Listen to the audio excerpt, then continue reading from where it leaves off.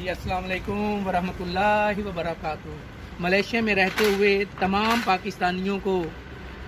مبارک پیش کرتا ہوں کہ الحمدللہ دو ہمارے جو پاکستانی چھوٹے چھوٹے بھائی بیٹوں کی طرح تھے، ان کے بھائی کو جب قتل کر دیا گیا، اذیت کے ساتھ قتل کیا گیا،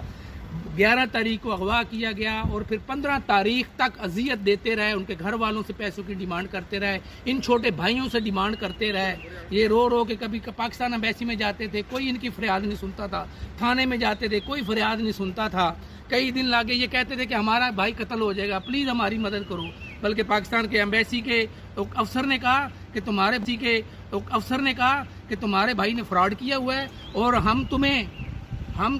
اور تمہارے دونوں بھائیوں کو اور تمہارے اس بڑے بھائی کو ہم دونوں کو پکڑ کے خود ڈپورٹ کرائیں گے ہم۔ تو نے کہا بھائی جان ہمارا بھائی ایسا نہیں ہے، وہ تو ہماری کفالت کر رہا تھا، ہمارے